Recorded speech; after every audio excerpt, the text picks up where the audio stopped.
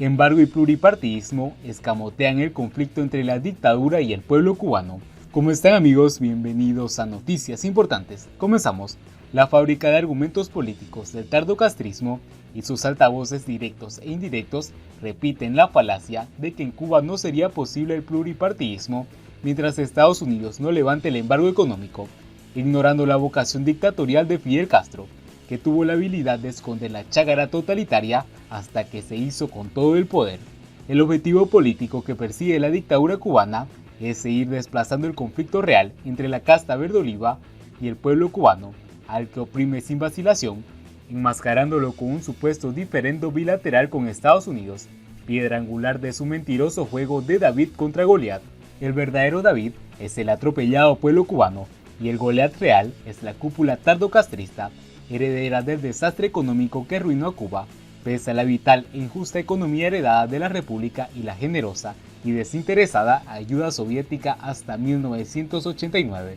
El embargo económico fue la respuesta de Estados Unidos a las expropiaciones forzosas y sin indemnizaciones, como relatan dos tesis universitarias secretizadas hasta 2029 por decretos ministeriales de España y Cuba, pero ha sido el comodín favorito de la añejada dictadura castrista. ¿Cómo es posible que un régimen que alardea de su soberanía hasta con una vacuna experimental achaque la pobreza estructural que ha infligido en Cuba a las sanciones norteamericanas y tenga que pedir piotay al Club de París porque no puede atender el pago anual de 80 millones de dólares norteamericanos que forma parte de la deuda residual tras las cancelaciones de débitos gubernamentales con medio mundo promovidas por la Casa Blanca? Cuba es quizás el país del mundo que más deuda le ha sido perdonada de sus acreedores en los últimos 50 años, y el aporte financiero de la Unión Soviética superó el monto de la ayuda de Estados Unidos a Europa tras la Segunda Guerra Mundial mediante el Plan Marshall. Israel, pequeño, desértico y en guerra con sus vecinos, ha capitalizado de manera eficaz la cuantiosa ayuda que recibe de Estados Unidos y de Europa, hasta el extremo de ser soberano en el ámbito alimentario desde hace años, mientras que el gobierno castrista ha sido incapaz de garantizar el suministro de pescado fresco a la población.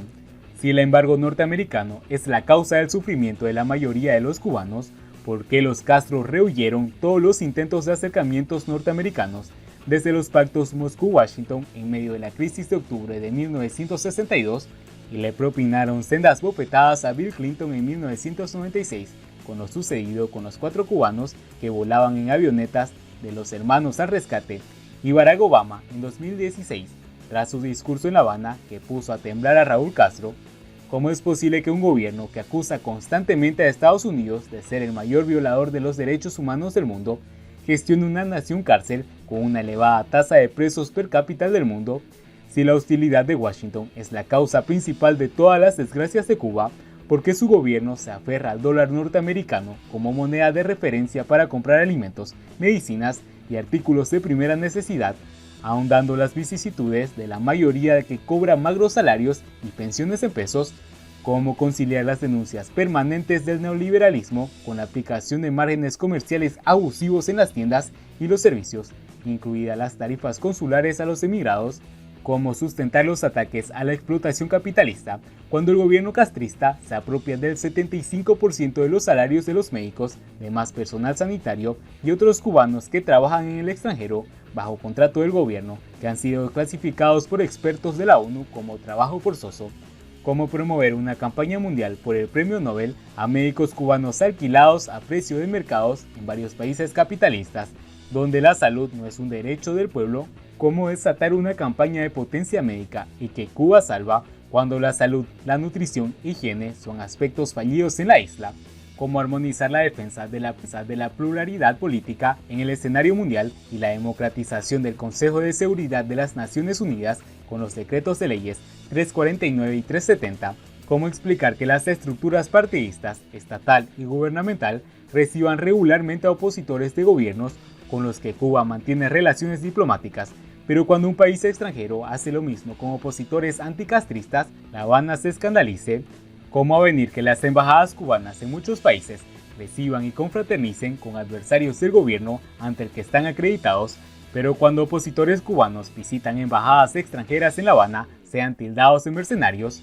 ¿Cómo compaginar el discurso tardocastrista reivindicador de no intromisión en los asuntos internos de los países, como la colonización parasitaria en Venezuela, la Revolución cubana fue un proceso plural que cobijó a la mayoría de las sensibilidades democráticas y antibatistianas, que luego fue traicionado y lapidado por el cacique carismático que consiguió hundir la economía y la espiritualidad que construyó la República imperfecta, rodeándose de simuladores y abyectos. A sus herederos solo le queda el consuelo de seguir nombrando malas cosas y comprar tiempo hasta noviembre, porque un boxeador, Pichindrú, solo concibe vivir con los campanazos imaginarios y tirar 3 o 4 golpes al aire para simular que sigue siendo Pedro Navaja. El tardocastrismo sufre el síndrome de esas relaciones de parejas deterioradas por los estragos de la convivencia, en los que cada vez es necesario gritar más para relacionarse con el otro, culpándolo de su incapacidad y sus miedos. El Parlamento cubano está ausente hasta cuando se reúne la Asamblea Nacional. Muchos parlamentos son una institución de poder de suma responsabilidad, suelen estar integrados por delegados de la sociedad y de diferentes partidos políticos y se dedican a representar a los ciudadanos, legislar, aprobar y controlar las acciones del gobierno. En sesiones plenarias regulares y en un tiempo de pandemia y vacaciones conservan un funcionamiento continuo a través de mecanismos que se implementa. En Cuba esta labor debería realizarse por la Asamblea Nacional, pero la Constitución cubana solo prevé 2 sesiones al año y alguna especial cuando haya determinada urgencia. Además, si bien formalmente posee sólidas facultades, al implementarlas están terminando siendo un mero auxilio del poder y ceremonia de legislación para refrendar los actos del gobierno. Por otra parte, durante este año el Parlamento no ha funcionado ni siquiera de alguna manera reducida, lo cual no queda justificado por los riesgos de la pandemia. En muchísimos países han tenido un desempeño central de control y complemento del Ejecutivo en torno a la gestión del COVID-19. Ante esta carencia orgánica y legislativa, la joven Cuba publicó un texto titulado ¿Dónde está la Asamblea Nacional? Al respecto intercambié con varios colegas. Uno manifestó que ello es algo capaz de merecer de atención. Otro manifestó que de esa manera se ahorrarían los recursos que dilapidan con esas inefectivas reuniones. El tercero, después de atender estos criterios, agregó que el Parlamento cubano está ausente hasta cuando se reúne la Asamblea. Después de conocer estas opiniones, me descubrí con las siguientes interrogantes. ¿Es posible estos planteamientos acabado de concluir el proceso de reforma total de la Constitución de la República? ¿Tenemos derecho a deslegitimar una manera de parlamento recién aprobada por la sociedad? ¿Cuál fue entonces la cualidad de nuestra participación constituyente? Realmente, la ausencia del Parlamento cubano durante tantos meses solo muestra que, según su modo de ser, resulta innecesario para gobernar el país. Un Parlamento auténtico es otra cosa. Deberíamos propiciar una institucionalización adecuada de Cuba. De todos los criterios que emitirían sobre tal forma, ahora solo señalaré 2. Necesitamos un modelo de parlamento acorde a su naturaleza y en sesión permanente, a la vez una manera de elegir los diputados que impriman la dinámica propia de un parlamento y que la aleje de una especie de diputado escogido por el gobierno para que le sirva. Un parlamento que supera los 600 diputados es innecesario. Una dimensión apropiada podría facilitar frecuentes reuniones plenarias y las comisiones permanentes y temporales de trabajo. Además, estas comisiones pudieran constituir un elemento esencial de dinamización, descentralización y democratización. Las comisiones podrían estudiar problemas complejos que requieran soluciones, ya sean a largo plazo o inmediatas, y agilizar respuestas cuando éstas reclamen urgencia, así como desempeñen gestiones, observaciones y controles que correspondan al ámbito de sus competencias, etc. Por otra parte, deberían coexistir varias formas de nominar libremente a los ciudadanos para ocupar los cargos de diputados y deshacer de una vez esas comisiones de candidaturas que resultan una aberración electoral.